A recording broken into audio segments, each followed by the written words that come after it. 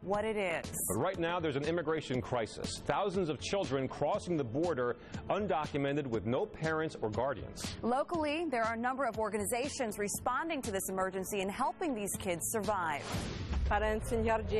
We can't show you their faces because even here in Philadelphia, they remain at risk from coyotes looking to get paid for smuggling them across the border.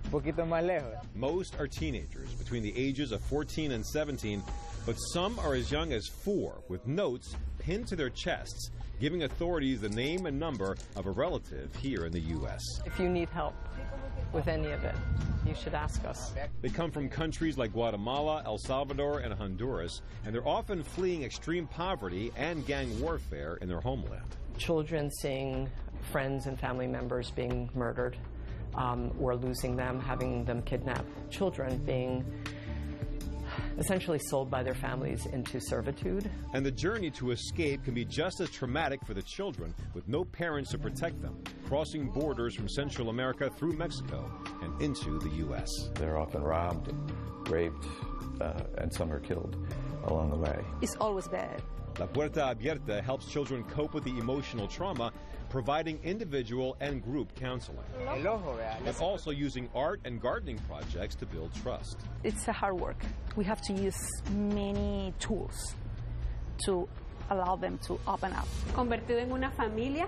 They also help reunite children with parents who immigrated years earlier to build a better life for their families. And almost always the reunification process goes badly. It's the first time that they are together, maybe after 10 years.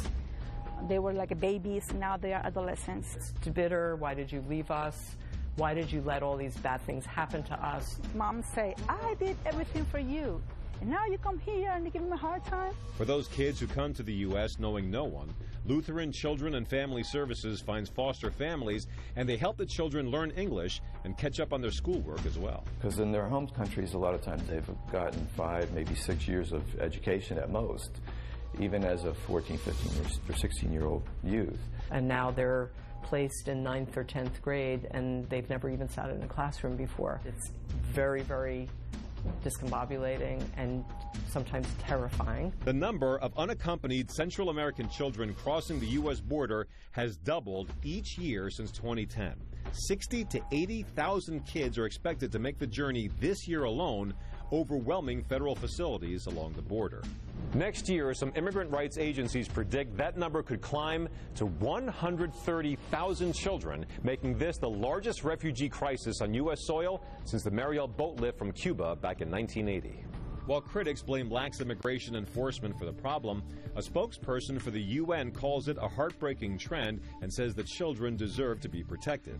Local relief workers agree. I think we need to be able to reach out to folks. I mean, they are kids, and say, we welcome you here. Lutheran Children and Family Services also provides legal services, helping the children earn special immigration juvenile status. After 5 years, they can apply for U.S. citizenship and possibly vote right here one day in Philadelphia. His